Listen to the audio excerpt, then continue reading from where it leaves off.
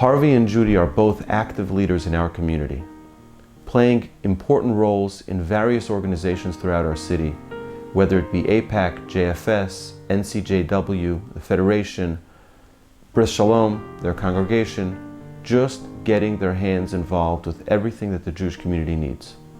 Dr. Rosenstock is a pillar of our Shabbat morning community. He is warm, curious, dedicated, passionate about teaching and learning. He is a psychiatrist, well known in the community, but also does chesed work in so many different areas. Israel Bonds, the Hebrew Free Loan Association, just to name a few. His warmth, his kindness, his exuberance really defines our community and helps shape our community. Harvey grew up with a very strong Jewish education and never ceased to develop upon that. He was learning Daf Yomi for many years, and recently he did smicha, and now he's Rabbi Dr. Harvey. He wanted to be a rabbi as a young child. He was offered a rabbinic scholarship when he was young, and his father wouldn't allow it. He said, no, become a doctor. Synagogues have too many politics involved. Might not have been so wrong, but he didn't get his degree. And he always said, I'm going to go to school, I'm going to become a rabbi. And the journey naturally led to his wanting to become ordained. And so through his studies and through his dedication, he made that happen. And we are so proud of him here at the shul. Harvey is not one of the easiest students to have because he's so knowledgeable. Anything in the world can be divided into two. And he challenges the teacher, myself, with making sure that everything has a source in the words of our sages. What is a Yilud Isha Oseh Beinenu? A human being. What is he doing amongst us? And he was showing the world that we can elevate ourselves much higher than angels can. But it has that midrashic flavor to it. Yeah. Right. I've enjoyed many of Rabbi Wolbe's classes.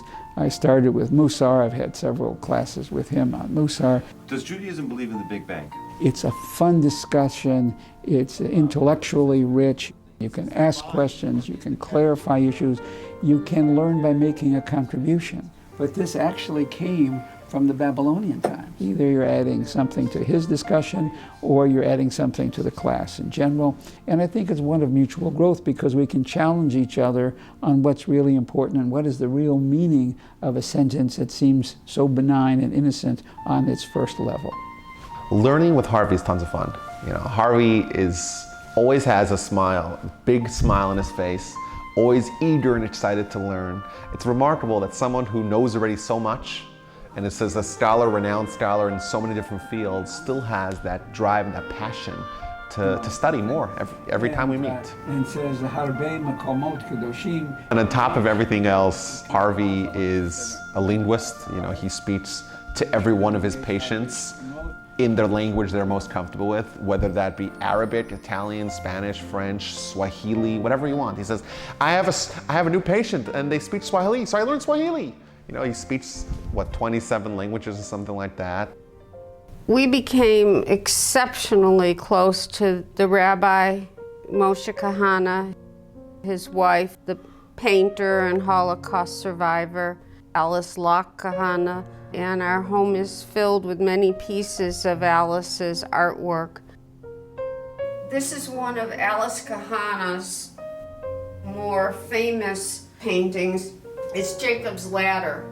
Alice has shown her paintings everywhere.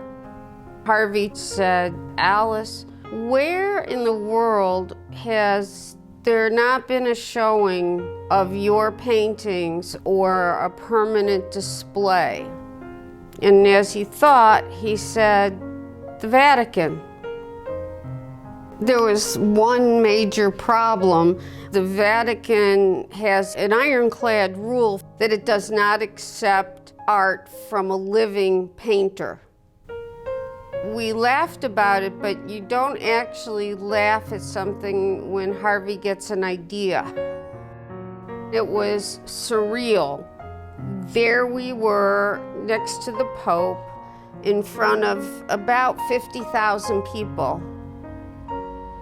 The Pope He understood the concept of the painting. It was called No Names.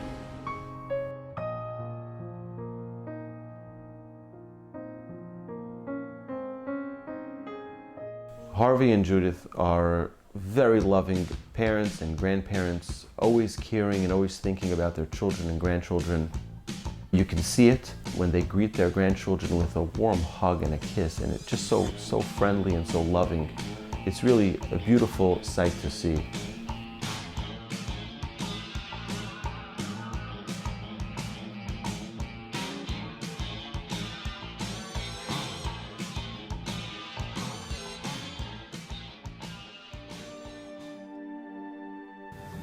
My grandfather and I, we actually made these knots, 613 of them, and I felt like it was a really special day when I made these, just because not everyone can make these knots, and just the fact that my grandmother made this and then I got to put in my own, I guess, touch.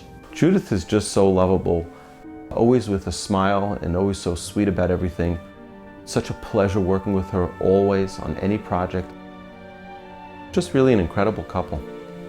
Our daughter, 37 years ago, was diagnosed with dyslexia when she was in kindergarten.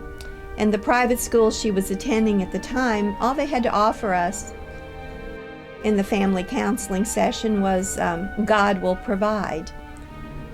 At the time that didn't seem very comforting, but in actuality it really came true because God did provide.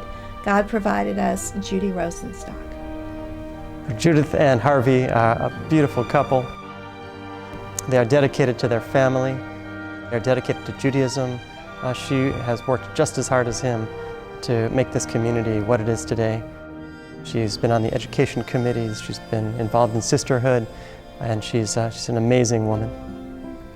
They are role models for us all in so many ways. Their commitment to family, Judaism, community, education, and tikkun olam. They truly make this a better world. We couldn't have found more deserving honorees for the Torch Bearers Award than Harvey and Judith Rosenstock. We are so happy to congratulate both Judith and Harvey Rosenstock upon being selected as the recipients of this year's Torch Bearer Award. They are so deserving of this award, and we feel so privileged to be here and to be part of their circle of friends. They are the ultimate power couple. Mazel tov to Doctors Judith and Harvey Rosenstock for being honored as torch bearers. And all we can say to both of you is Yasher Koach.